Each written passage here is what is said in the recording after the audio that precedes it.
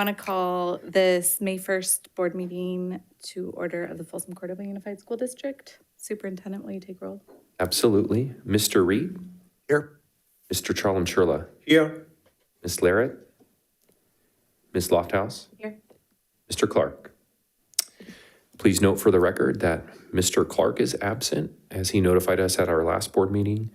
And I know that Ms. Larrett is at the Cordova High School Senior Awards Night and will be joining us after her senior receives her award. So 3 folks are present. In a moment, we will recess to closed session where we will be discussing student matters, employer-employee relations, conference with legal counsel, conference with real property, and personnel matters. Do we have any public comments? Any online? All right. And with that, we will recess.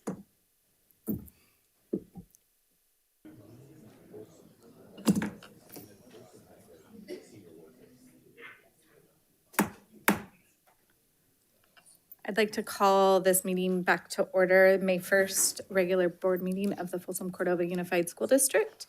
Superintendent, will you take roll? Absolutely. Ms. George? Mr. Merrill? Mr. Reed? Here. Mr. Charlam-Churla? Here. Ms. Larrett? Here. Oh, nice. Ms. Lofthouse? Here. And Mr. Clark? Okay, we have 4 board members present. Mr. Clark, as we know from our last board meeting, is absent. And I know that both Ms. George and Mr. Merrill are at their senior awards night, both receiving awards. And so they may join us during this meeting and may not. So for the record. Okay. We will get started with the land acknowledgement.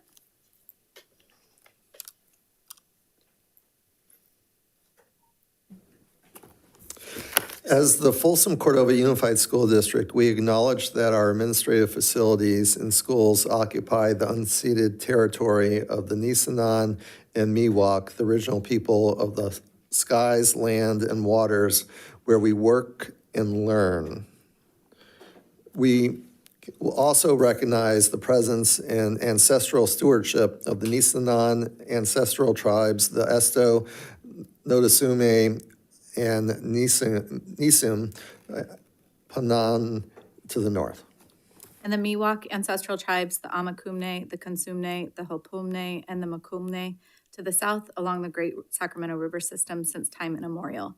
We understand that this land upon which our institutions are built was once flourishing with natural resources and sustained by the ancestral knowledge and practices of these indigenous communities. We acknowledge the injustices of colonialism and attempted genocide that have impacted these communities and recognize the resilience of their descendants who continue to thrive today. In our daily endeavors of the teaching, learning, leadership, and community engagement, we commit to stopping, responding, and honoring their culture, traditions, and life ways. We pledge to work together for the evolving vision of the Miwok and Nishinan, especially all future generations. And then if you'll please stand for the flag salute.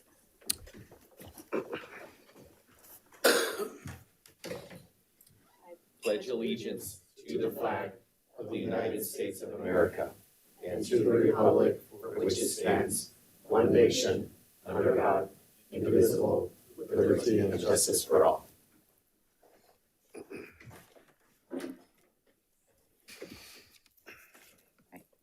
A broadcast and recording is being made at the direction of the board, and the broadcast may capture images and sounds of those attending the meeting.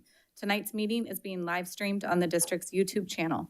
The recording will be cable cast as replays on Metro Cable Channel 14, the local government affairs channel on the Comcast and DirecTV Uverse cable systems.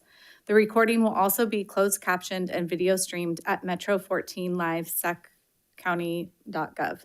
Folsom Cordova Unified School District Board Policy 1313 promotes mutual respect, civility, and orderly conduct among employees, parents, and the public. We will treat staff, parents, and members of the public with respect and ask the same in return. If any member of the public uses obscenities or communicates in a demanding, loud, insulting, and/or demeaning manner, the board will calmly and politely admonish the person to communicate civilly. Public comments during the board meeting are an important component of the public engagement and transparency. Members of the public will not be permitted to yield their speaking time to another member of the public. No written comments were received by 3 p.m. today to the board. Per the Brown Act, the board is not allowed to enter in two-way discussion on any matter not on the agenda. All right, District Recognition Month. I'd like to ask Dr. Huber to share a little bit about Asian American and Pacific Islander Heritage Month.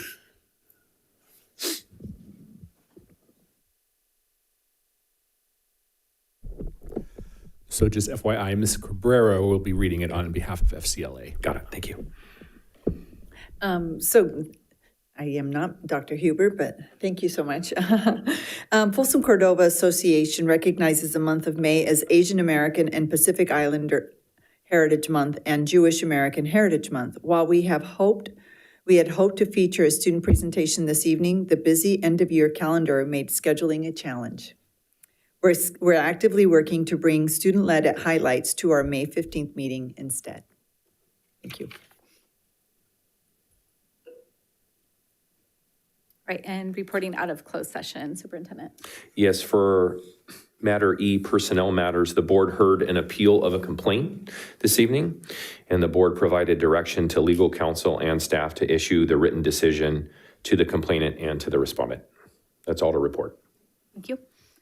And adoption of the agenda. Do I have a motion? I'll move. I'll second. Thank you. Motion by Board Member Larrett and second by Board Member Reed. All right, and agenda consent. I'll call for a vote. Call for a vote. For a vote, Perfect, yep, thank you. absolutely. Yeah, no worries. Mr. Reed? Yes. Mr. Charlam Churla? Yes. Ms. Larrett? Aye. Ms. Lofthouse? Aye. Motion passes 4-0. Oh, and when do we do introductions? Introduction? After agenda. Okay. All right, and now agenda consent. I'll move. I'll second. Moved by Board Member Larrett and second by Board Member Reed. Mr. Reed? Aye. Mr. Charlam Churla? Aye. Ms. Larrett? Aye. Ms. Lofthouse? Aye. Motion carries 4-0. With that, we have some introductions. With that, board, thank you so much.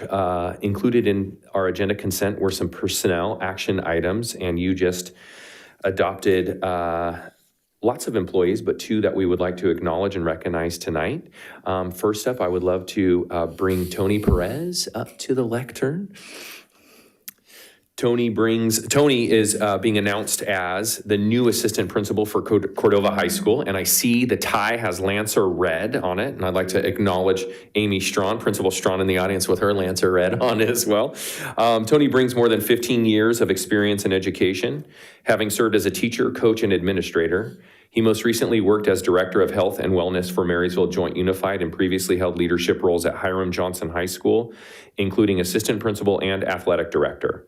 He is deeply committed to supporting student mental health and creating school environments where all students can succeed. His philosophy is grounded in the belief that kids do better when they can. Tony holds a Bachelor of Science in Business from Chico State, multiple teaching credentials from Sacramento State, and both a Master's of Education and an MBA from Western Governors University. He lives in Sacramento with his wife and 2 children, one of which is here, so as well as the wife. So welcome, Tony. Thank you. Thank you very much. I want to thank the board, Mr. Swanson, Principal Strawn, for the opportunity. I have to say that in just the couple of days so far working with the district, I'm blown away. The feel is tremendous. It feels like a family. So thank you for the opportunity, and I can't wait to get started. Awesome. Thank you, Tony. Congratulations.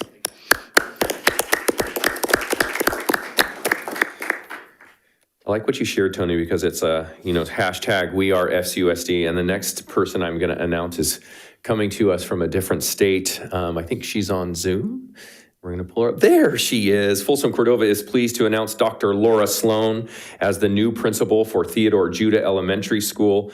Dr. Sloan joins Folsom Cordova Unified School District with 23 years of experience in the field of education and a commitment to fostering academic excellence. Dr. Sloan has experience as a teacher, an instructional coach, an assistant principal, a principal, and an assistant superintendent, and has served communities in 3 states.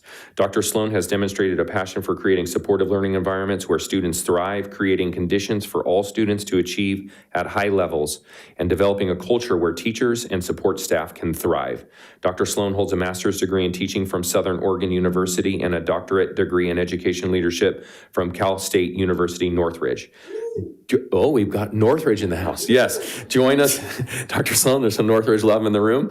Join us in welcoming Dr. Laura Sloan to Team FCUSD as we embark on a journey of growth and achievement under her leadership. Welcome. Thank you so much. I'm so sad I can't be there with you in person, but I am just thrilled to be joining the team in Folsom Cordova and at Theodore Judah. I would echo Mr. Perez's comment about just feeling so welcome. I cannot wait to get there and meet you all in person, and I'm extremely excited to join you. Awesome. Thank you so much, Dr. Sloan.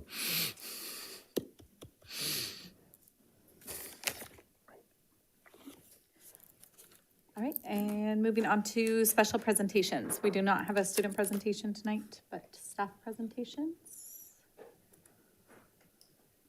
Yeah, up first, we have the Pediatric Mobile Clinic, bringing pediatric specialty care into the community.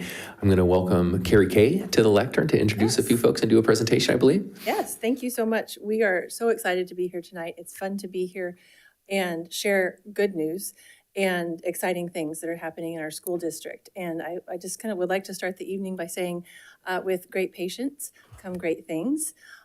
This partnership took months and lots of patience on both ends. We knew what we wanted. We all wanted the same thing, but you just sometimes have to wait for that MOU to be materialized because you're dealing with healthcare. And so I also want to acknowledge a couple of other folks that are here. Kate Hazarian really played a role in making this happen, and specifically her husband, Tony, who is now retired from his role. But he was one of the people that helped put our 2 entities together, knowing that we were ready for an opportunity like this and that UC Davis was looking for an opportunity like this. So many thanks to you, Kate, and many thanks to your husband.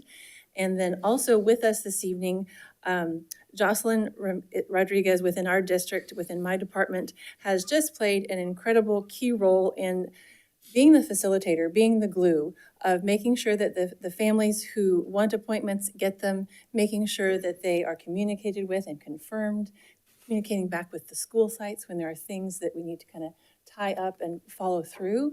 And so just many, many thanks to you, Jocelyn, for jumping into this brave new world and using all of your talents and skills. Thank you. And so in the interest of time, I'm going to hand the microphone over to our 2 wonderful physicians who are here from UC Davis Medical Center. That is as I say, the big one down in downtown Sacramento. And we have with us this evening, Dr. Serena Young and then Dr. Sunil Saini, thank you. And they're going to take over and share with you all of the great things that are happening with our partnership. Thank you. Thank you, Carrie, for that lovely introduction. So as she mentioned, my name is Serena Young. I'm a general pediatrician, Division Chief of General Pediatrics and Community Engagement in the Department of Pediatrics at UC Davis Health. My name is Sunil Saini, and I'm a clinical professor at UC Davis, the Division of Pediatric Allergy and Asthma. We are here today to just really introduce you all to the program that has been a labor of love between Folsom Cordova Unified School District and UC Davis Health Children's Hospital regarding this pediatric mobile clinic that comes to bring pediatric specialty care into the community here at Rancho Cordova. And we are here on behalf of the entire team at UC Davis Health. There are other persons who couldn't be here today who are integral to the team of the Pediatric Mobile Clinic. And I wanted to point out that in addition to myself and Dr. Saini, Rocio Franco, she's a licensed clinical social worker at the Care Center and as a preeminent mental health and trauma treatment center based in Sacramento. Michelle Ornelas-Knight, she is the director of the care center, as well as Scott Akins, he's the division director of developmental behavioral pediatrics at UC Davis Health Department of Pediatrics, and Cynthia Trujillo, who's a licensed clinical social worker at the Mind Institute, which is the preeminent center for children living with autism and other neurodevelopmental disorders. And again, I can't help but also acknowledge the team here at Folsom Cordova Unified School District, and that's Jocelyn, Carrie, and Kate, as Carrie already mentioned.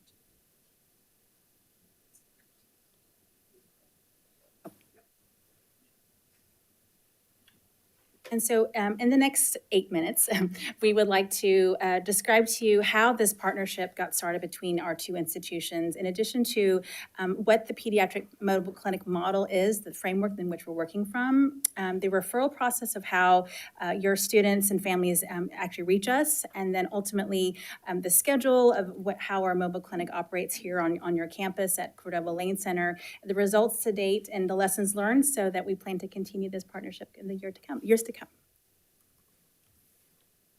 So how our partnership started, well, as Carrie already mentioned, this is a natural point of synergy around promoting child health in communities of high need in Rancho Cordova. And we definitely want to acknowledge the amazing, strong foundation of the community schools model that you have here at Folsom Cordova Unified School District that was very inspiring and attractive to us, that you are in terms of the readiness of partnering with a healthcare institution such as UC Davis Health, and the strong community trust that is already established with your school district, and the ready network of community partners that are already linked up with your students and families. So a natural place for us to come in as well. And also the fact that Folsom Cordova Unified School District already has an established partnership with the Care Center, as I mentioned earlier, the preeminent mental health and trauma treatment center of this region, as well as this country, and delivering a system of mental health care called PC Care, and that's parent-child dyadic treatment program for families interested in improving caregiver and child relationships. We initially met with Kate, oh my gosh, in December of 2023, and after months of planning and contract negotiations, our mobile clinic finally started with your students and families and staff in the fall of 2024, first through sports physicals and vaccination fairs and staff meetings, really to try to establish important establishing trust with in terms of our first being here on your campus. And our first mobile clinic was held on September 5th, 2024. And so this is a schematic of the model of our mobile clinic, and I wanted to bring to your attention that we are on wheels, so we're bringing specialty care to you, to the community here in Rancho Cordova, and along with this mobile clinic comes telehealth. It comes with all the expertise of our pediatricians and our specialists, in addition to our social workers and mental health clinicians, and bring this specialty care to you, and ultimately to link then the specialty care and consultations to the primary care providers that are here in your community, as well as other resource organizations. We're here to link up and connect. In particular, 3 areas of health here on the upper right-hand corner. You can see mental health, neurodevelopmental health concerns such as autism and asthma. And this is a busy slide. I wanted to at least help you to appreciate that there is a process in which the referrals come from your students, your teachers, your school psychologists to us as the clinicians, and so that there is an organized method to the perceived chaos of the who do we get help, who give help to first, and it's been amazing working with Jocelyn and Carrie to organize our referrals. And so I just this is a slide to show you the types of conditions and concerns that each of our 3 clinics, mental health and primary care, as well as asthma and developmental behavioral pediatrics. And I wonder if Dr. Sandy, you want to just comment on a couple of the conditions from your perspective from the asthma clinic that you take care of?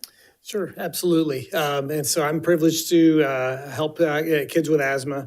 And just to let you know, our approach is that while I do some of the medical evaluations, look through the medical history of the child, we have Rocio, the social worker, who looks at a lot of the social needs to identify potential barriers for children to getting the health care that they need outside of the system, so we can address those in parallel.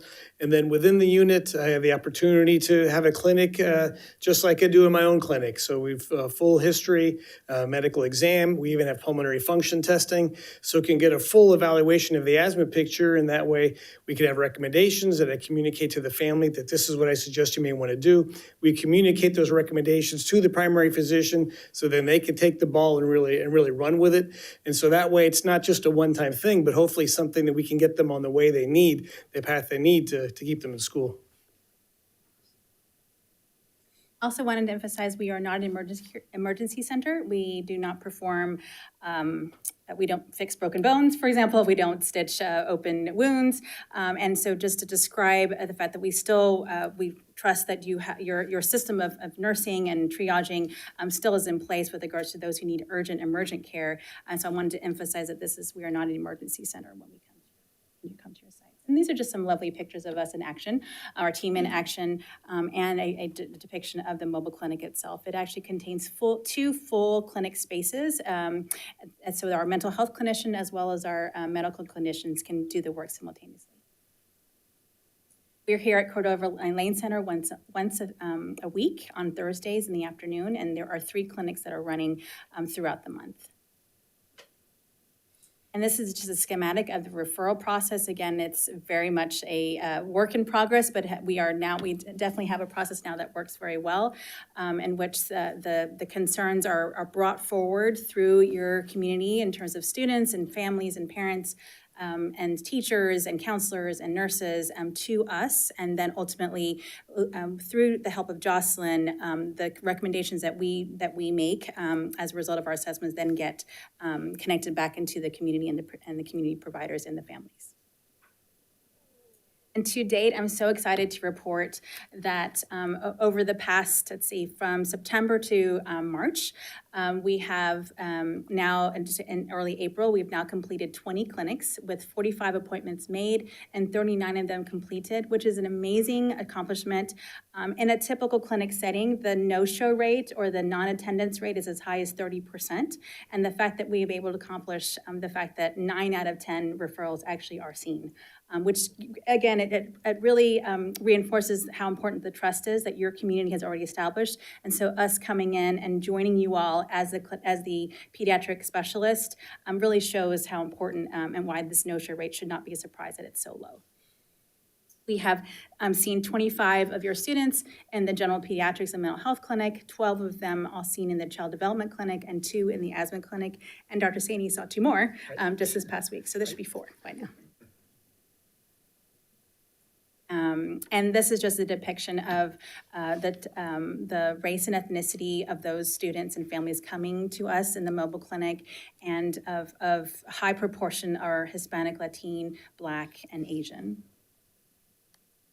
In language, a significant proportion of them do not speak English primarily. Spanish, Hmong, Mongolian, Pashto, and Russian. Insurance, it is significant to point out that the majority of families who are being seen are either have Medi-Cal or are Medi-Cal eligible. As well to note that there are a proportion of families who have commercial insurance, Kaiser, TRICARE, and commercial insurance that still have difficulty accessing specialty care, and so they have found themselves coming to us in the mobile clinic. And lastly, I wanted to emphasize the outcomes of all the referrals that have come to us so far. We have diagnosed 6 students with autism, new diagnosis of autism and or a known diagnosis of autism, and needed further assessments with our experts with the Mind Institute. 3 students were diagnosed with global development delay, 1 with intellectual disability, 4 students needing additional referrals to specialists, 6 students with concern for anxiety, and 4 students with trauma symptoms that were diagnosed new. 1 new diagnosis of asthma and 1 diagnosis of uncontrolled asthma, whom after Dr. Saini gave advice, has now controlled their asthma. And 15 students actually received general medical assessments that without seeing us in the mobile clinic would not have been able to enter school. These were the school entry, school physicals, and TK. And lastly, I wanted Dr. Saini to say that it's not just what's happening in the mobile clinic, there's additional capacity building that's happening with our team. Yeah, no, I had the privilege of meeting with all the school nurses a few months ago, and it was just a great morning. I just loved it. In addition, I had the chance to chat and give my impression of asthma and how we could work together. I loved answering all of their questions. One of the big things I loved, I got the opportunity to really impress on them that with asthma, that we have the knowledge, we have the tools that we can keep kids in school. Asthma is one of the most common chronic conditions that keep kids out of school. But we have the tools that they really shouldn't miss any school. And so I really had the opportunity to chat with the nurses about all that. So it was just a great day.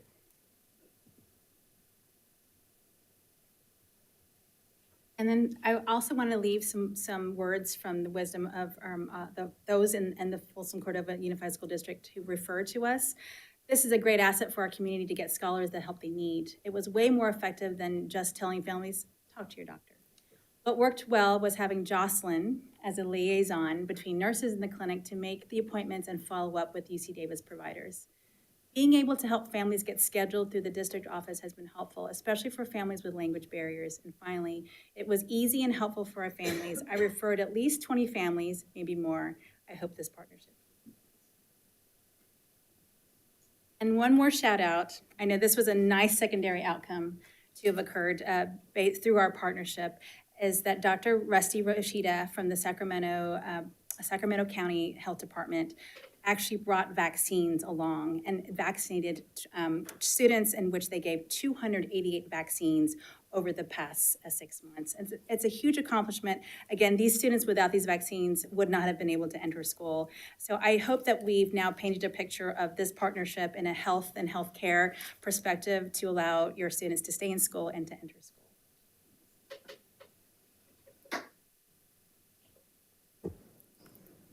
Thank you. Do we have any questions from the board?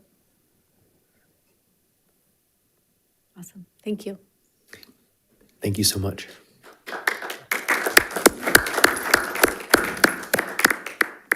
I'll just say one thing, Madam Vice President.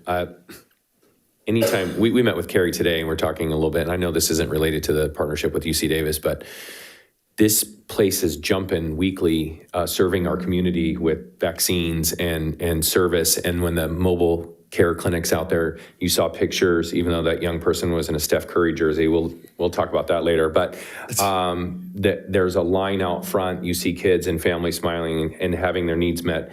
And I know that Trustee Larrett, you and I talked early this year when I think the enormous number of young people at Cordova High that were getting physicals that would have not been able to play sports. And so I just wanted to put an exclamation point on our gratefulness and our gratitude. Thank you. Really great. Thank you, Earl, also. Great. I think we have one more presentation. Yes. So next up, we have a presentation at the February 13th board meeting. We were looking at board policy 5131.2, which is the topic of bullying. And the board requested we come back with a presentation to talk about, I think, the broader topic of what are our schools doing to prevent bullying, to teach young people empathy and compassion. What are the structures in place to reward positive behavior? And then what are we doing for our students who are experiencing bullying? How do they activate or engage with an adult to make sure that they can feel safe every day at school? And so I know this is, I believe, a team presentation. We're going to start off with Scott Meyer, it appears, and I will just say for the record, for this body, the last time Scott presented it was 43 minutes. So we're just going to put that on the record. Scott Meyer, take it away. With Q&A. Yeah. Bulk of that Q&A. Yeah. No, thank you. Thanks, everyone. Good evening. I think we realize that strong, positive school climate, it's not really just nice to have. It's the foundation of every ounce of student success and staff well-being. I think it also, when we really think about it, it creates the conditions where learning can flourish, relationships can thrive, and the behavior challenges all of a sudden become addressable. We've all heard the truth and know the truth in the phrase, an ounce of prevention is worth a pound of intervention. And that wisdom has never been more relevant than today.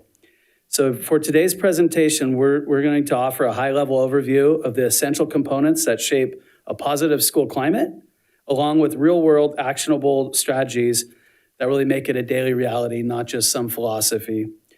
I will say, many meetings, many task force, many countless conversations, one theme pops up often as the kryptonite for our challenges, and that's student connectedness and a healthy school culture. And I don't care what field my colleagues are in, those areas are what help us defeat our challenges. What you'll hear today is not just the beginning. It's a 10,000-foot view packed into around 10 minutes. Truly, this presentation could be 40 to 45 minutes. But even in this short time, our goal is clear.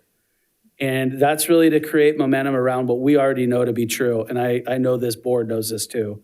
Positive school climate is not an initiative. It is the engine of everything we hope to achieve. And since 2011, this board and our district has really been bold and unwavering vision of creating that environment where every student learns in a safe and inclusive environment. This commitment is cultivated, or their commitment is to cultivate schools where order and care go hand in hand, where every student, and I would say staff and family, is treated with dignity. Every difference is respected. Every young person is empowered to take pride in their school, their voice, and their achievements. And to do a little bit more of a deeper dive in the benefits of a positive school climate, Dr. Pease. Good evening. So this slide, my colleague, he didn't advance the slide for me. This slide highlights why positive school climate work is so critical to the success of our students. Research and our own district-wide data, it continues to affirm what many of us already know instinctively, that when students feel safe, valued, and connected at school, they perform better academically and behaviorally, and their mental health outcomes improve as well. So a few points to emphasize on this slide. Reduced disciplinary issues. So when students feel the sense of belonging and connection, they're less likely to engage in disruptive behaviors. Around mental health outcomes, a safe and supportive environment, it reduces stress, anxiety, and isolation, and also supports resilience and emotional well-being. A recent study through Panorama, it also reinforces this. So factors like school safety, climate engagement, and clear expectations have a measurable impact on academic outcomes as much, and in some cases, more than curriculum enhancements and additional instructional hours.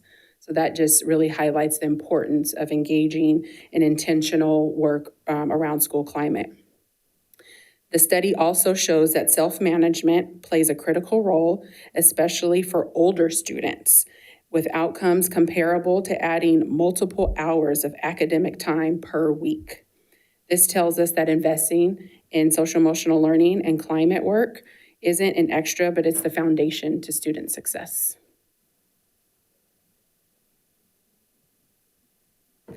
All right, and just a little bit of data. We all know that through our federal program monitoring and also our suicide prevention board policy, we have a guaranteed and viable curriculum in our district for social and emotional learning. That is second step in our elementary and middle schools and base education in high schools. So you'll see a little bit of data about where we are on lesson completion so far this year. And as we've talked to the board before, this is an area that we need to continue to grow in. You'll also see some of the panorama data there about how students are telling us they are feeling about connectedness at school. What we know for sure is that students come to school more when they feel connected. We've seen consistent reductions in suspension. Coming back post-pandemic, we were the only district that was able to maintain our positive school climate in such a way that we did not see great escalations in our suspension data. Why that matters is because kids that are connected are in class every day and they are learning from their teacher.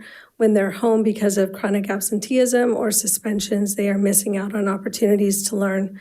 We're also very pleased that our chronic absenteeism has gone down about 9% over the last 4 years. And that is because we have an intentional focus on solid tier 1, which means whole school climate. All right. So I'll say bullying affects everyone, not just the youth, but the families, the staff.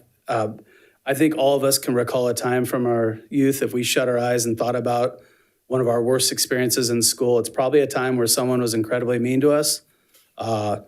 Whether that was considered legally bullying or not, it's impactful, and we can still remember it 10, 20, 30, 40 years later.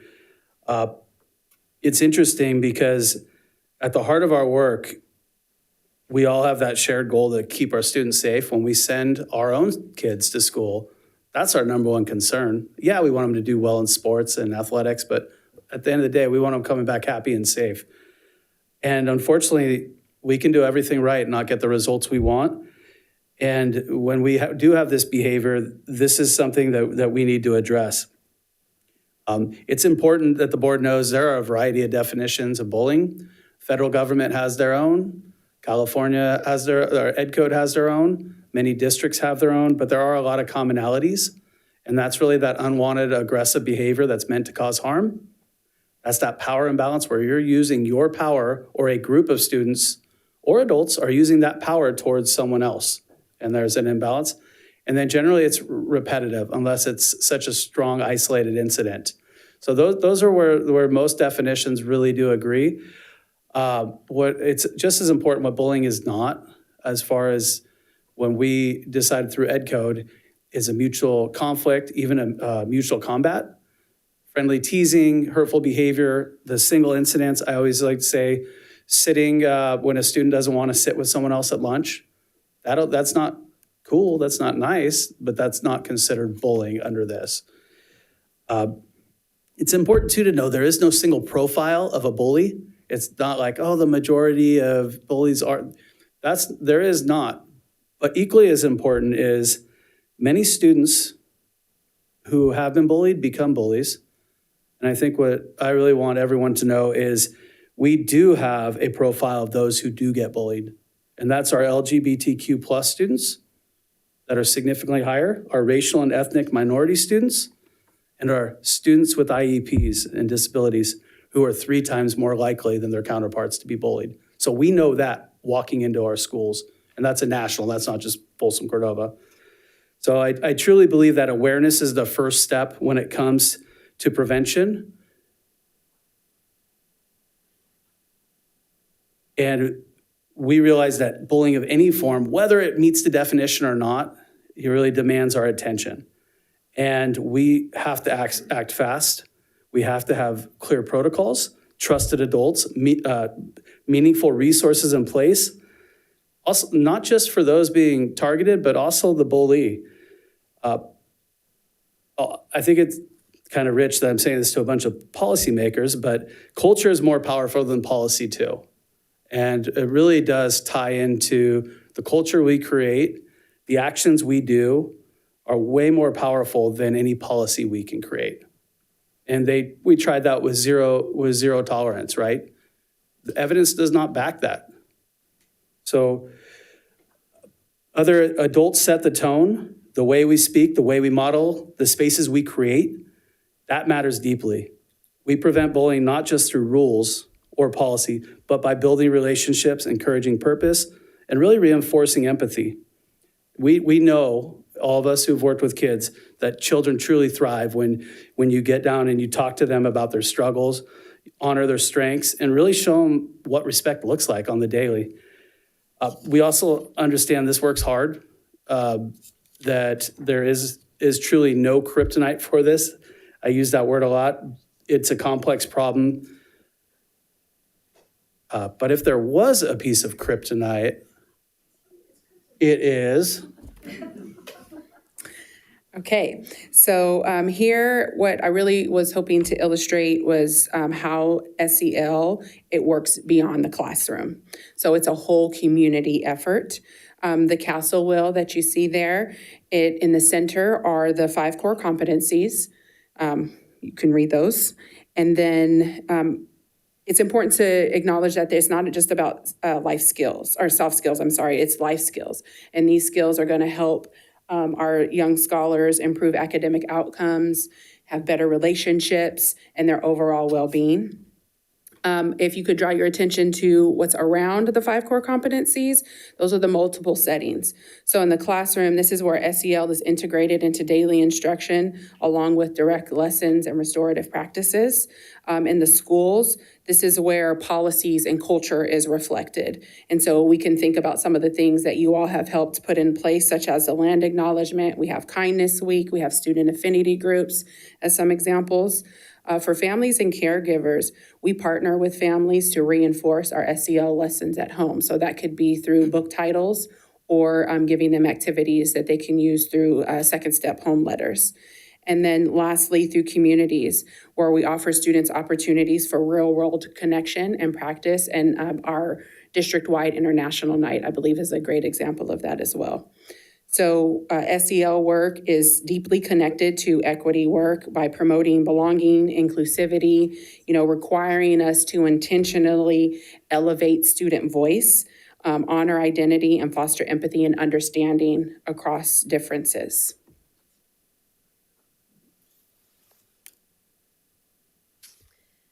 The Tier 1 work in our schools is led by our climate facilitators. We have 47 of them now in our district. We have added 2 at every secondary school site, and our elementary schools with over 500 students also have 2. They're usually classroom teachers who are really facilitating the team meetings that are going on and talking about how to have solid instruction and behavior expectations and reinforcement. This team is led by Kelly Samuelson and Kevin Smith, 2 leaders here who have worked with our teams about improvement science and how to use PDSA cycles to try improvement efforts.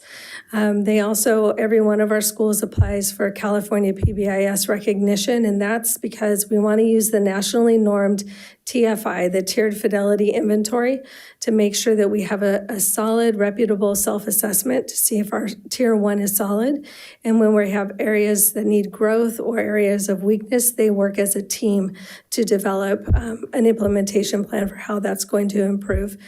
We do really work on positives over correction. It's much more powerful to talk to people about behaviorally specific praise about what they are doing that is working and growing that. And we want every student to be seen, safe, and heard on their campus. And so this is a snapshot of what's working at our schools to foster a positive climate and connectedness. You'll see a combination of Tier 1 supports, targeted programs, and student voice initiatives. Some key highlights. I'm just calling out that every year school starts off with, a beginning of the year, behavior norms, expectations practice, and that way students know what it looks and feels like to be part of a positive and safe school community. We have programs like Safe School Buddies, conflict mediation, and restorative practices. Those help build students' ability to resolve conflicts amongst themselves, as well as demonstrate their empathy skills. Kindness Week, our recognition months, and SEL instructioning, they are happening district-wide. And we are currently in the process of building a Teen Talk Ambassadors program specific to our high school students to help them process emotions, problem solve, conflict mediation.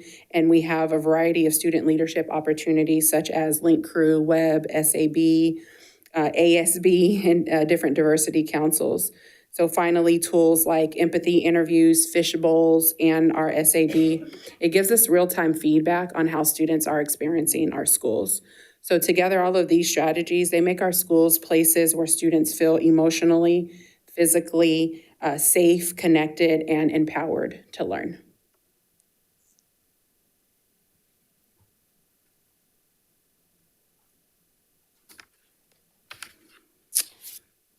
All right, so in the end, we're really trying to create that truly positive climate.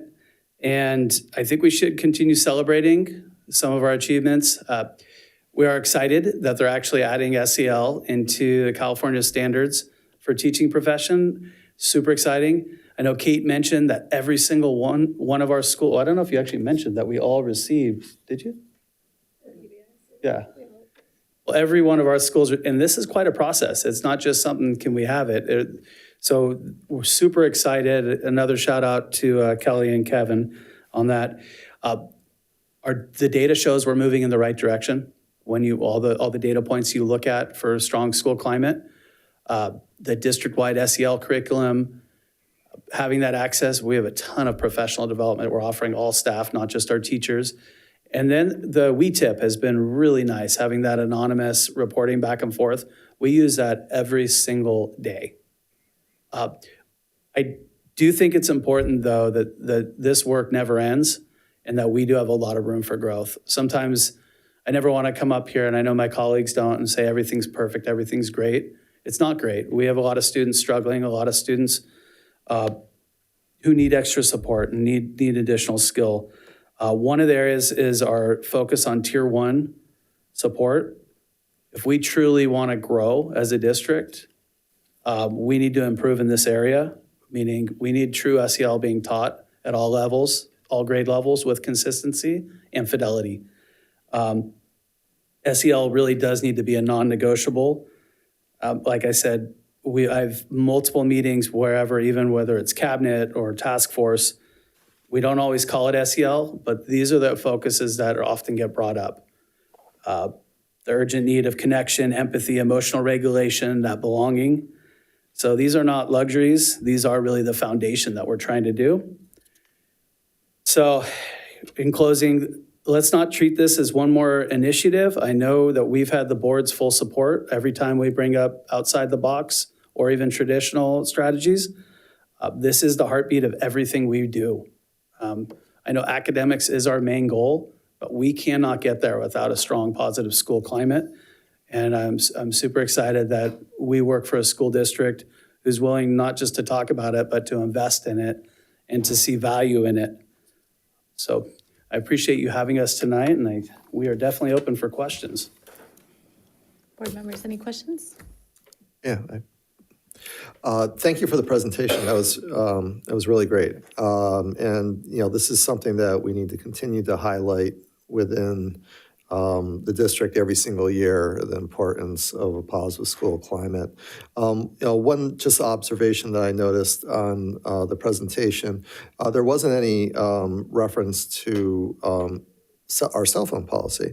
I actually have heard from principals, administrators, teachers, parents, and yes, even a handful of students that have said that the most transformative thing that we've done recently to improve school climate was our cell phone policy, at least in the middle school level. Yeah, it's interesting to note that the state of New York is on the cusp of just adopting a statewide ban on cell phones, K-12, the full panoply. We were actually one of the first districts in the nation to adopt a cell phone ban policy. It started with elementary, and then we added middle school.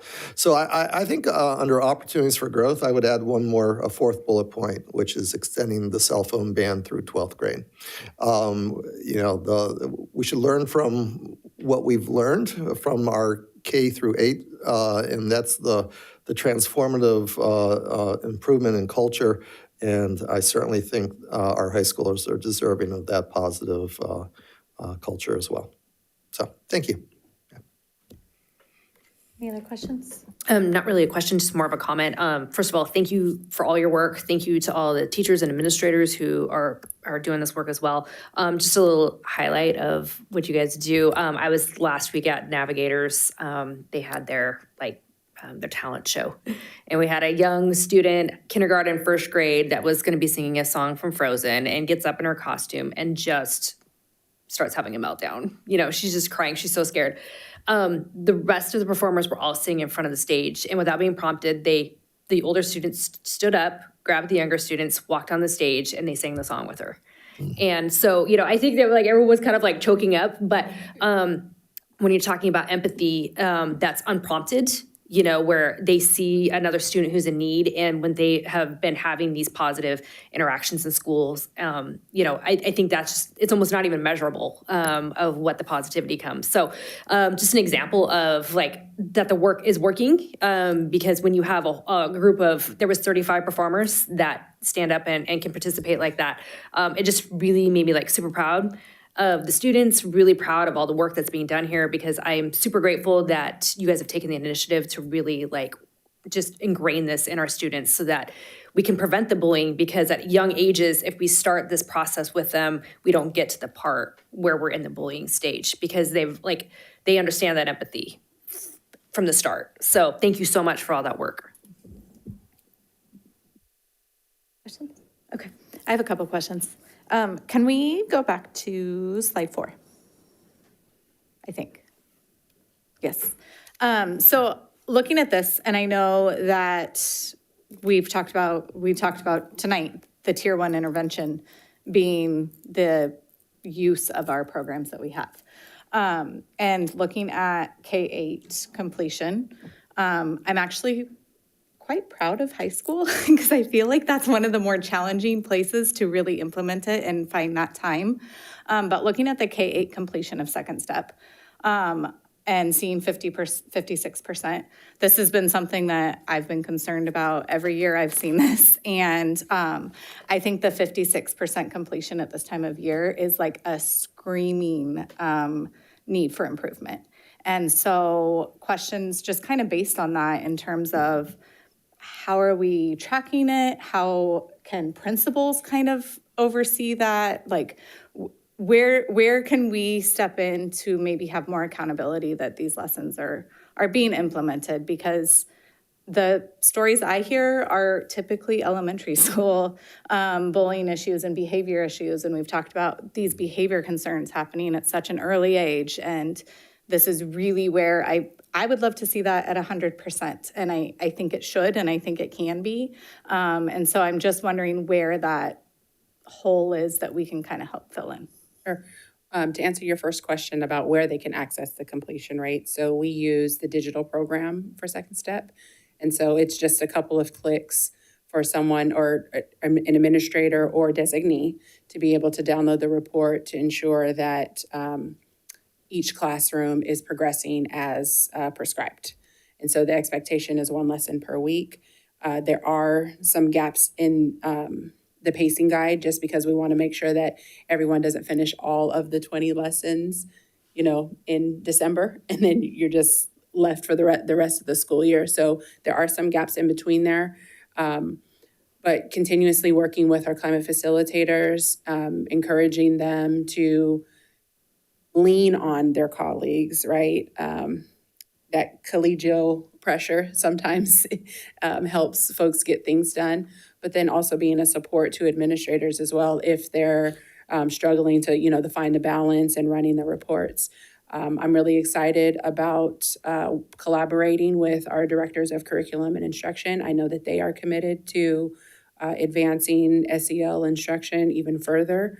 And so I'm very hopeful that with those new additions, we'll be able to see some progress in this area. Okay. And then one other question. The WeTip bullying, I know it's located on our website. I'm just curious in terms of how that's put out to families in a general knowledge of what do they know about it? Is it easily accessible for everybody? And then I think having an understanding of where that information goes, seeing online, there's people that are concerned to post on there. Well, where does that information go? I kind of know the answers, but I think for the record, in terms of getting that information out to families of this is where this WeTip goes to. If it's anonymous, this is how we access it. Just that general scope of knowledge for families to know that it will be followed up on and how it's followed up on.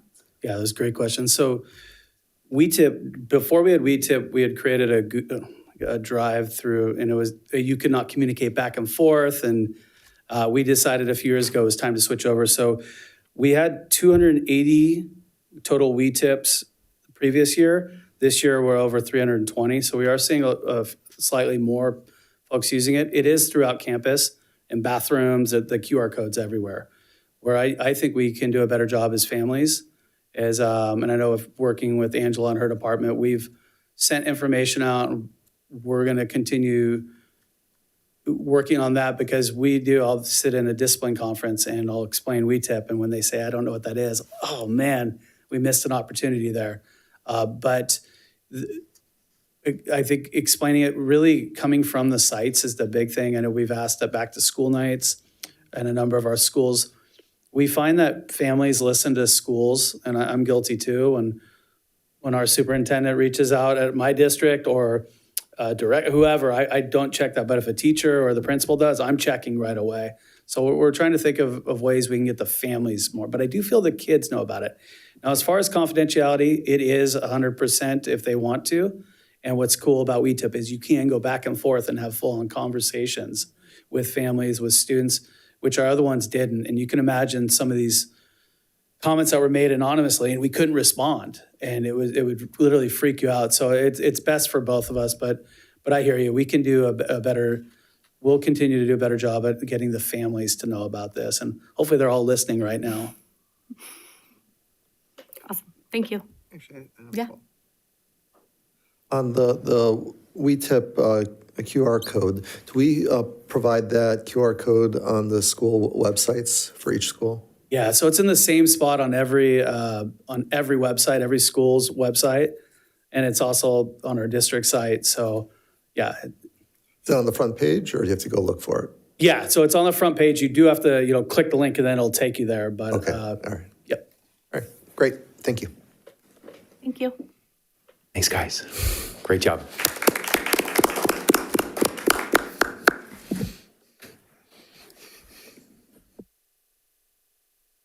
Great, public comments. We have a couple.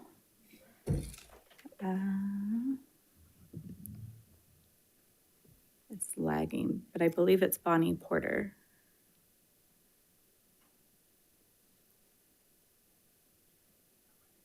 I think it is.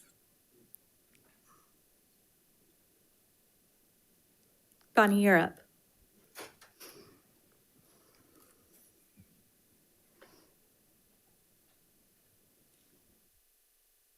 My name is Bonnie Porter Katsubu. I have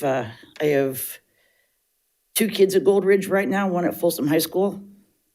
When the one at Folsom High School, and he was going to Gold Ridge back kindergarten until COVID, basically. And that year, he was supposed to even been the student president of the school. And I think he made 2 or 3 announcements, and that was the end.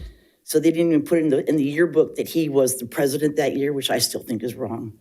Right now, I've got a 5th grader that's at Gold Ridge. He's gone through being bullied.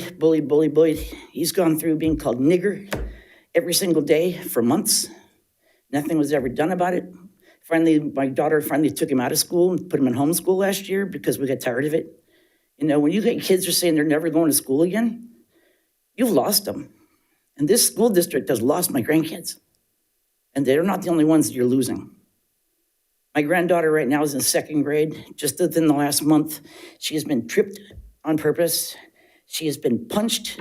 And she also had the big spider web thing out on the playground. She was out there, and there were 3 boys out there telling her, you're going to die, you're going to die, you're going to die. This is a little girl that has a brain tumor. Okay, we don't tell people that she's got a brain tumor, but she's got a brain tumor. And for little boys to sit there and talk to her, nobody else knows that she's got one. Now everybody in the world's going to know, but screw it. I love this little girl, and she's being punked. Again, yesterday, I'm not going back to school. A little boy punched her last week, and she's like, I'm not going. So now, as of tomorrow, will be her last day of school at Gold Ridge. And we're taking her back over to Wild Roots, which I don't agree with all these homeschool things and these charter schools. To me, elementary school on up, I did K through 8, same school, same hallways. I loved school until high school. My grandkids deserve better than this. The principal does not seem to be doing anything at this at all. The little boy, nothing happens to him. If I didn't have to worry about my older grandson getting in trouble, I would be on him right now about being the bigger brother and go make an example of this little boy that keeps punking on his little sister. This ain't right. My daughter, back when she was in 6th grade, had a little boy that every day he'd walk by her desk, he'd kick her. She finally told me that. I took her down to Big 5, got her the biggest pair of boots I could get. The next day in school, she walked by that little boy's desk and she kicked him a good one in the shin. He walked with a limp for a week, but he never kicked her again. There's nothing my granddaughter can do to protect herself. She has to count on the school and the personnel of the school to do something for her. And I don't think anybody is listening. You just let her go again, and now she's going to lose out again on public school where she really needs to be, where she's with all the other people. And you're losing them. She's got a little friend that she hangs around with, and the other kids treat her just as bad. I look at our schools, and I look at Goldridge. The first time I went there, I sat in awe. This is a school that's a rainbow. There is every single colored skin on those kids from one extreme to the other. And they all got along. And now, I don't know what's going on. But I just know that my granddaughter screams and cries this morning because she didn't want to go to school. The only reason she did was because they were having back to school night or wherever it is now, and I had to miss that tonight to come here. But she didn't want to miss. She couldn't miss the day of school and then go to that tonight. We wouldn't let her. So she went to school today. You know, she's been punked, and it's wrong. There's nothing being done. I come from an educational background. My father was a school teacher for 35 years. In about the mid-70s was when he finally started deciding that school had changed. You know, before if a kid got in a fight in the classroom, he could take both of them down to the school, down by their necks and go, here, principal, take care of them. And they'd call mom up or dad up. Mom and dad would come get him. Back in the late 70s, it wasn't that way anymore. We have to wrap it up, please. What? We have to wrap it up, please. Okay, thank you. So after about the late 70s, it got to where things had finally changed. One thing, both parents started going to work. He would take a kid up to the principal office. Within 5 minutes, the kid would be back. There's nobody at home. We can't do anything with this child. Haven't we gotten past this? We need to get these kids and get them to where they're not punking other kids, because this is not right for her. And I don't want her last years, if this tumor does not stop, I don't want her last years to be thought of as I wasted this time in school and everybody was mean to me. She's a good kid. I love her. Thank you. Thank you. Right, Mr. Smith.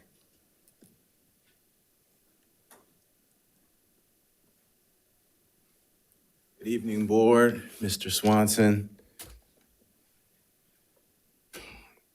First, I want to say, if any of the parents, because I heard a lot of parents complain about my daughter getting to speak longer at the last board meeting, send me an email, Earl, F as in Frank, Smith @gmail.com. I made a mention that Faith this school year is completing 22 units at the community college. English, public speaking, communicative Spanish, trigonometry, jazz band, jazz choir. Through Visions, all of those classes count towards her high school graduation. So instead of taking AP English at the high school, where you have 1 year counts as one semester, she got to do it all in one semester and complete 2. So right now, this year, all her English is done, all her math is done, everything is done except for government and econ. And straight A's. Her sophomore year, she had all B's because of the bullying, because of the teacher retaliating against her. This started because the teacher was forcing all the parents to pay $450 per music class. And we filed that complaint, and the CDE deemed that fee illegal. So in response of this is both to the math issue as well as the Folsom High issue. So what I know is a lot of the students, the families, the Indian families or other families like me, they pay for a tutor. So students who are, you say that aren't getting those core ordeals, Faith wasn't getting it either.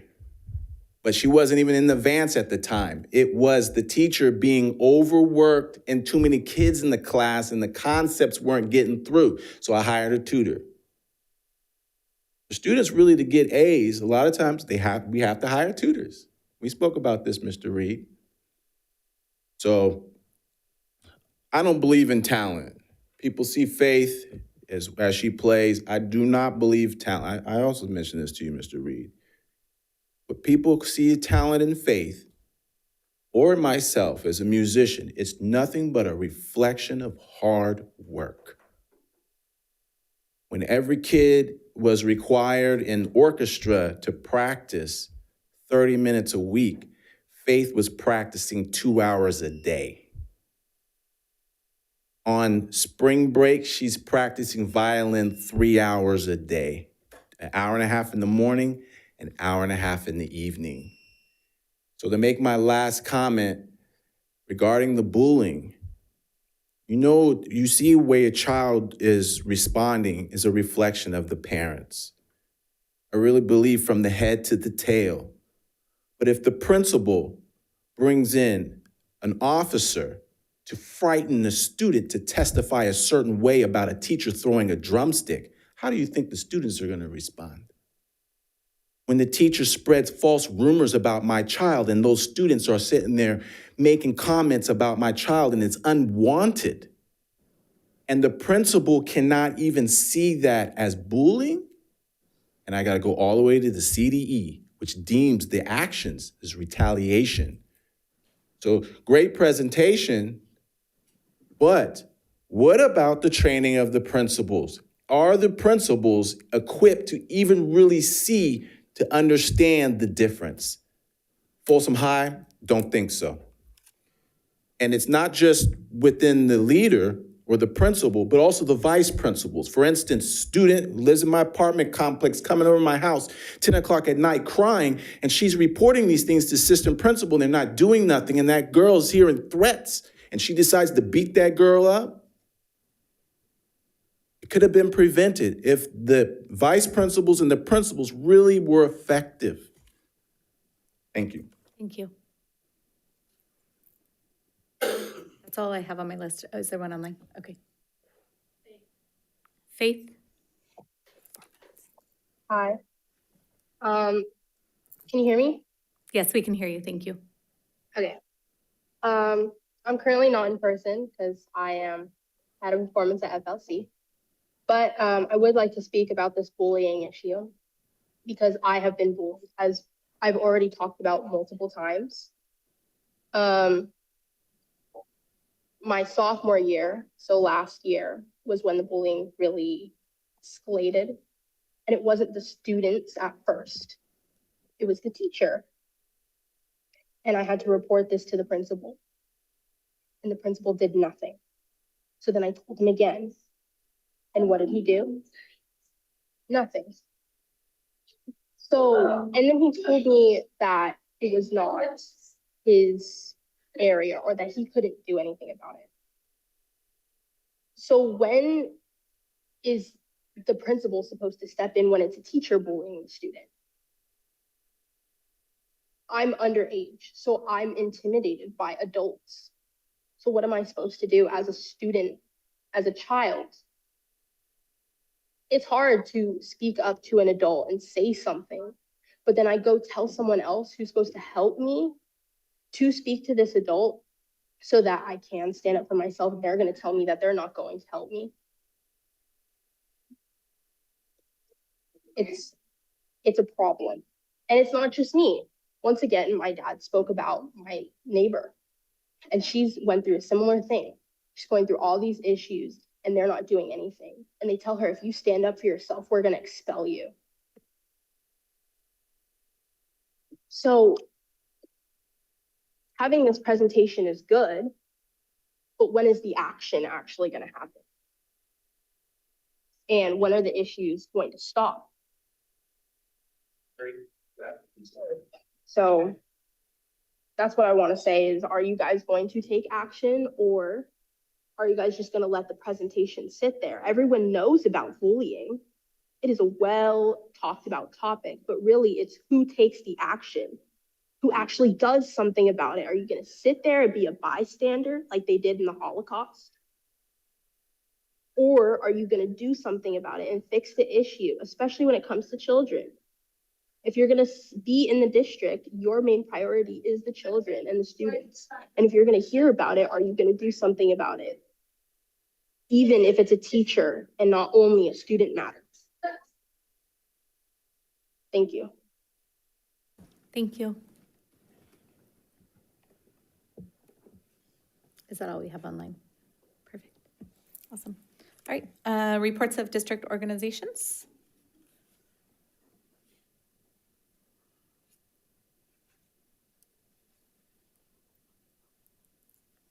Good evening, board members and Superintendent Swanson. Short briefing tonight. We were able to ratify Articles 6 and 7 at the April 23rd chapter meeting. And then we also ratified MOU 24 related to benefits just this past Tuesday. Open enrollment is good to go for classified staff now. Have a good night. Thank you.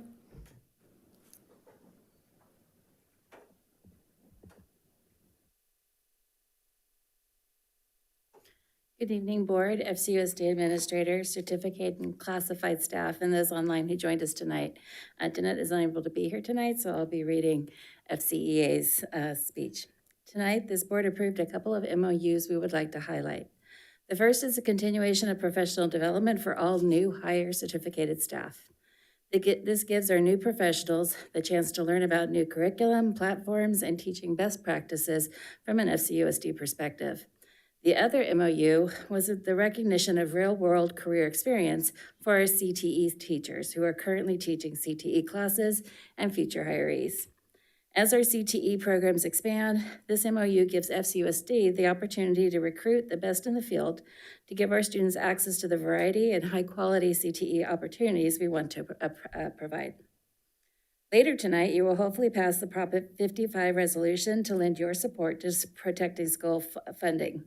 I am glad we can partner on this issue since it will benefit all of our goals for the district. One additional action that this board can take is to support CTA's Saturday, May 17th, Day of Action. The action is to call upon our state leaders and bring light to the potential ramification of federal program cuts. This recently hit home. In April, DOGE terminated 40% of AmeriCorps grants, which affects our IYT, Improve Your Tomorrow partners, who support and mentor youth at Mills and Mitchell Middle School and Cordova High. There are currently 5 large events statewide: San Diego, LA, San Francisco, Sacramento, and recently Hanford jumped in too. In our area, Cesar Chavez Park will be the home base for this event from 11 to 12, Saturday, May 17th. These events are not just for CTA members. Friends, families, students, anyone concerned about the potential impact of federal actions on our students and schools is welcome and encouraged to attend. If the district is comfortable posting informational flyers as we get them, we're happy to share. And of course, all of you are invited and welcome to attend. Thank you. Thank you. FCLA.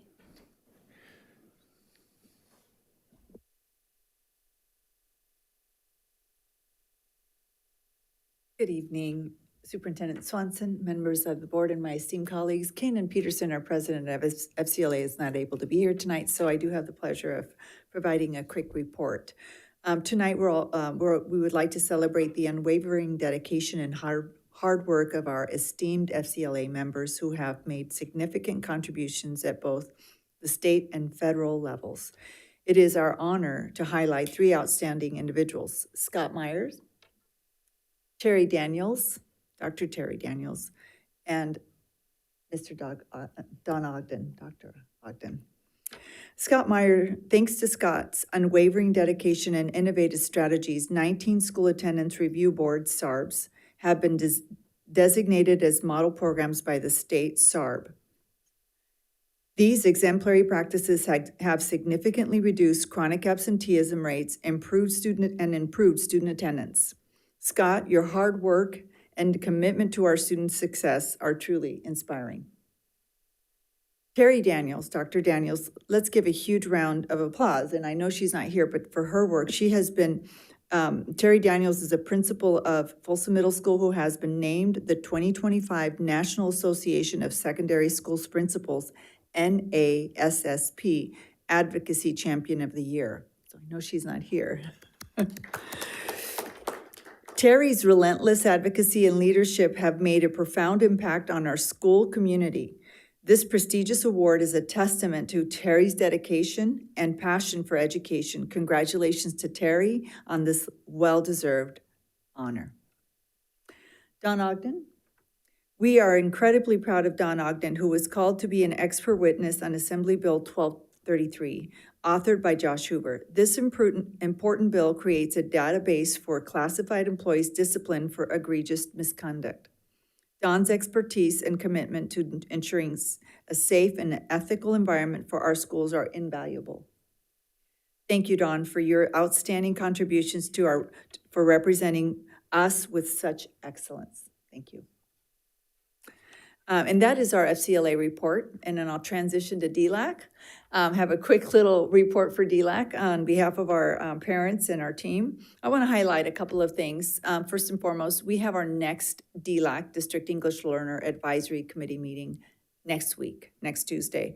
It is the last meeting of the year with the open meeting, and then we follow up in June with the officers meeting where they will look over the consolidated application, which is a funding application for for federal funds. It does require their input and advocacy. So we'll have an officers meeting, and then we'll also do year-long planning confirmation of dates and events. So we'll be able to put that out and share that with you. We have tentative dates and tentative plans, and they'll confirm that for us. I also want to highlight the fact that we finished our year of parent summits. Just recently, last week, we had our recognition ceremony and where we recognized reclassified English learner students. Just a fun fact, we had 390, the most this district has had in my tenure here at 13 years. We do have a growing population of students, but I also really want to give a shout out to the school's commitment to really looking for these students, supporting these students, and recognizing their achievement, and then working with the families and teachers to get the reclassification process completed. Secondly, we also honor the State Seal of Biliteracy earners, and I could tell you so much about it, but these are students who are not just bilingual, and I say that on purpose because they do have to be biliterate. Being bilingual is just incredible in and of itself. I say that being a bilingual person, and I'm always impressed with anyone who is at any level. But to add the level of a high rigor, high school completion by literacy, read, write, speak, understand at that high level is quite an achievement. We had 360 students, our graduating seniors, who are receiving that award. They'll receive a medal, a certificate, and they receive a seal on their diploma. What I think is pretty cool is they also receive up to 12 units or more of free college language. So that's, I always call money in your pocket as parents or whoever's paying for college, right? I want to give you some fun facts about the Seal of Biliteracy. Of those 360, did you know that 179 of them were former English learners? So they acquired English and maintained a high level in 2 languages. And some of our students received seals in 3 and 4 other languages. So we have not only, trilingual, quadrilingual, and just multilingual students. I'm always incredibly impressed at the incredible talent our students have. Last but not least on here that I want you to know is that 16 languages were represented.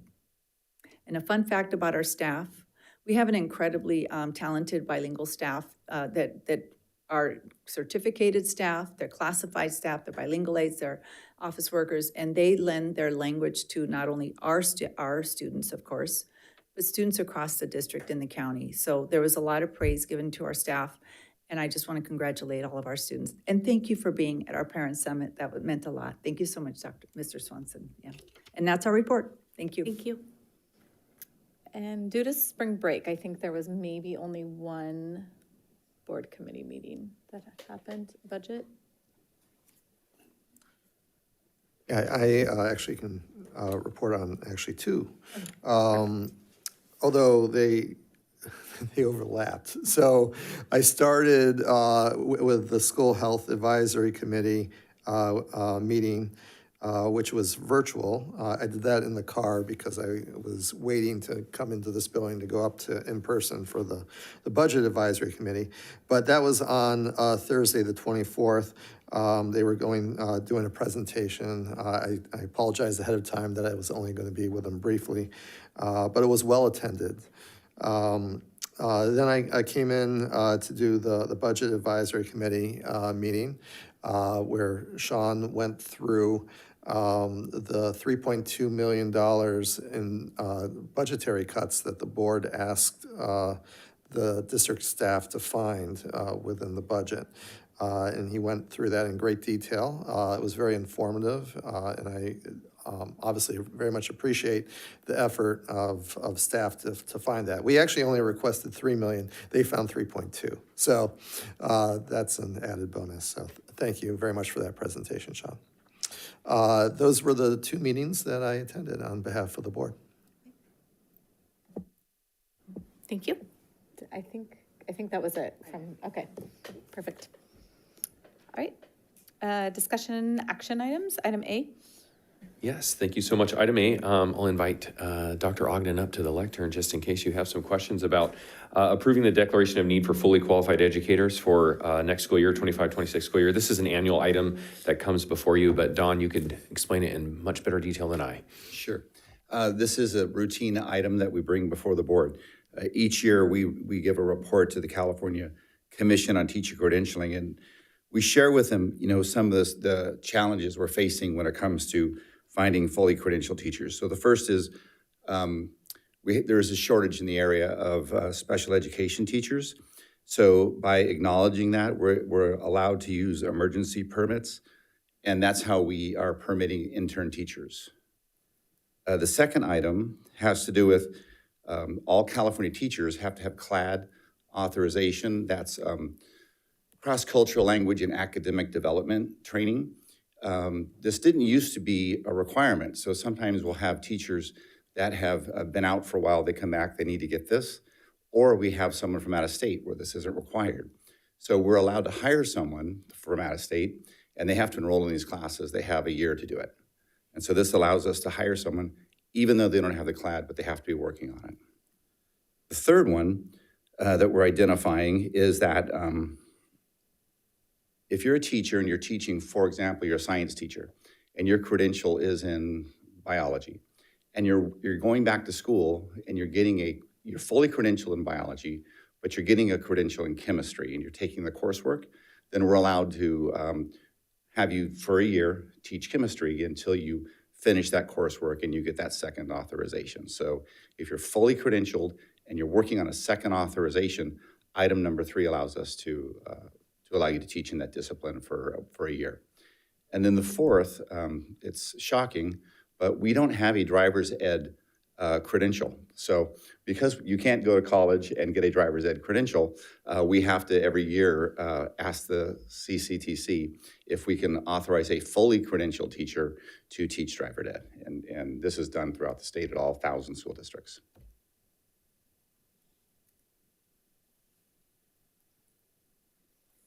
Awesome, thank you. No questions? Any questions? I do know we have a public comment on this issue, so Mr. Smith. Thanks, Don.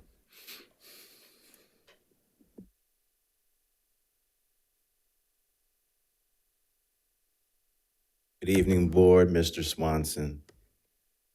I'm using this opportunity to slide in something that I wanted to mention earlier with lack of time. Does this, when you're dealing with teachers, is it only curricular? Does it also deal with co-curricular? And is it a different rule for extracurricular? And I understand the need, I understand the shortage. Dr. Ogden, when I did meet with him, I mentioned that I could put out the word to a lot of my friends that are in Los Angeles that may be enticed, because what the starting pay for teachers is in this district is a lot more than Los Angeles or the surrounding areas. However, so what I want to mention is, say, for instance, the track coach. I ran track in college. I went through college on a full ride track scholarship. It's top in the nation, 7th in the state, 400 hurdles. So Faith wants to go out for track. Second week, the coach, track coach, puts her in spikes. Full workout. I didn't know. Of course, she strains her hamstring. The coach's wife, who's the assistant coach, tells her to go stretch it. Tears more. So I have to pay out of my pocket for her to be rehabilitated. I'm back. I meet with the athletic director at Folsom High. She says, "Oh, just talk to the coach, because I want to know what the workout will be like going back in after injury." This guy starts screaming at me in the top of his lungs in front of all the students as people are packing up and leaving. Why is the culture at the school so aggressive towards parents when you have questions? So I'm just asking on this, when you're going to hire someone, I understand the need, and the need must be met. But I like to see a little bit more when you're hiring. I would like to know when there's someone that's been hired that is not fully credentialed, and what additional training they're receiving in dealing with children, especially in this community. Because Miss Williams was a new teacher. I don't know if she's fully credentialed. I try to ask the question. I know she's got a master's degree, but there just needs to be more transparency instead of it just being so vague. I just think as a parent, when my child is placed in the class with someone who's not fully credentialed, I would like to know so I can make other choices if I do wish to. That makes sense. Thank you. Thank you. Any comments online? Okay. And if we don't have any other questions or comments, I think we can go to a vote. I'll move. Thank you. I'll second. Okay. Mr. Reed? Aye. Mr. Charlam-Churla? Aye. Ms. Larrett? Aye. Ms. Lofthouse? Aye. Motion carries 4-0. All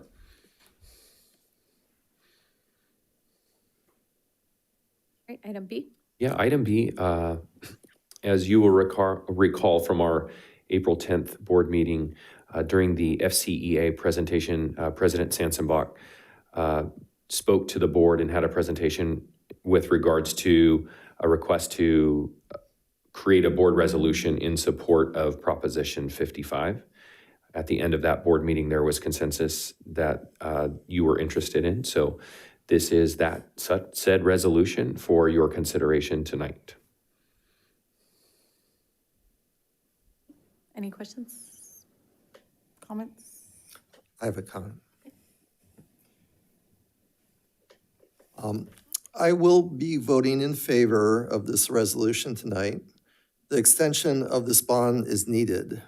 However, this resolution is just a painful reminder of a half century of California's failure to have a comprehensive approach to public school funding. Instead, we limp from one state bond initiative to another, one accounting gimmick to another, one state micromanaged policy to another, all in the hope that it will be good enough. Well, it's not good enough. What happens if the bond does not get extended? FCUSD loses $31 million. That's 10% of our budget. This is not acceptable. State leaders like to say California is the world's fourth largest economy. Why? Because it's impressive. So my rhetorical question for state leaders is, why, being blessed with so many resources, do we operate our school funding like a banana republic? Thanks. Thank you. All right, any comments online? Okay. Do I have a motion? I'll move. Moved by Board Member Larrett and I'll second. seconds. Mr. Reed. Aye. Mr. Charlam Churla. Aye. Ms. Larrett. Aye. Ms. Lofthouse. Aye. Motion carries 4-0. Thank you. On to Superintendent's report. Okay, thank you, Board. A few brief announcements tonight. First, start off with mentioning an amazing celebration we had in this space yesterday, our Excellence in Special Education Awards. So kudos to Betty Jo and her team for hosting more than 200 people, standing room only. CSEA President Rob Korn was here, Jeanette was here, lots of principals, staff, so many well-deserving people earned awards, all the way down to students who support students in special education. So we had some members of, if you remember, Vista Del Lago came with their Sunshine Club. Some of those students got awards yesterday. So really great event. So thank you so much for that. Also, I wanted to make mention to the board that we did submit 3 additional community schools grants for consideration. Those schools were Prospect, Cordova High, and Peter J. Shields. Kate Hazarian and her team worked really tirelessly for these. We were granted the grant, sorry for the redundancy there. We earned or won the grant for Prospect, which is really exciting. I believe it's about $750,000 over 5 years, but we were not granted for Cordova High or Peter J. Shields. And Kate reached out to the state to kind of inquire about our application, and the response was simply because of the number of applications they received for schools that met the threshold of 80% UPP were the ones that were granted, and both Peter J. Shields and Cordova High fall below that. So there was nothing that there was no nix on the grant application. It was simply that they did not hit that threshold. So it was a lot of hard work. I appreciate our team for taking the swings for kids, and we did win for our Prospect community. So that's great. I wanted to make mention to the community, specifically the whole community, but we've heard from our community as it relates to our middle school math program. And we're listening and we're working. I met with some internal teammates on Monday. So thank you to Dr. Huber on convening some principals and some math teachers across our secondary schools. And the community will be hearing from the district by the middle of next week regarding the opportunity for any 5th grader who is interested in taking the placement test will have an opportunity before the end of the year to take that placement test. That was one of the loud requests that we heard from the community. Loud meaning one that resonated with us as educators. And so I just wanted to assure the community that their voice matters, and the team is working really, really hard to meet their needs, at the same time keeping what's in the best interest of kids and their mathematical success at the center. So more to come on that. I will also say, as we wind down the year, I can't believe it. I think we're wrapping up CASP testing, but a lot of our high school students are going to be heading into AP testing and finals in the next couple of weeks. So just wishing them all the luck they need on that, which isn't luck. As community member Smith said, it's not about talent or luck, right? It's about hard work. So keep working hard. I know that Van would have mentioned that if he was here. So wishing the best for them, our students out there that are taking those high stakes tests. And then lastly, hoodie night officially is going to be May 15th. So, and I'm sorry because Trustee Larrett's not going to be able to be here, but Van is in Germany for an exchange program for the whole entire month of June, correct, Rochelle? So hoodie night is on the 15th, and it doesn't have to be a hoodie, but some college representation, if you so choose, to everyone that's here. And I know that the board is still seeking out today's selection day. So we think we know where Mia's going, but we'll find out. And we're going to provide them with a couple hoodies, and we're going to be all flossed out in our college hoodies of our own kids or where we went or a school that we love. So that is all for my announcements tonight. Thank you so much. Thank you. All right, board member reports. We will start with board member Chalmanchera. You can just say no report. Maybe, the good luck to all the students, more hard work, and, especially for parents, feed them well. Feed them well, ask them to sleep. This is what exactly me and my wife are saying to my 2 kids.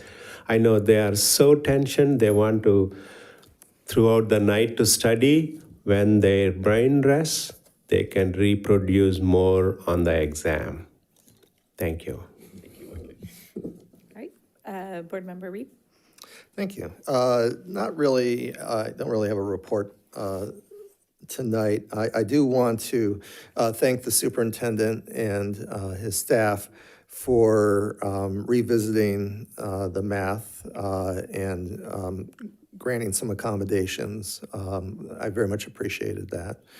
And then for the students, actually, I'll just borrow Superintendent Swanson phrase, finish strong. So got 1 month, less than 1 month, finish strong. That's all for tonight. Thank you. Board Member Larry. Yeah, I don't have much of a report. I am not going to be at the next board meeting. I will be really sad, but my heart will be with them. But I'm going to be out of the country traveling with a client. But I don't really have much of a report. I did attend the Rancho Cordova City Council meeting on Tuesday night along with Superintendent Swanson, and I'm happy to report that I think pretty much every grant we had put in except for one did receive at least some form of funding.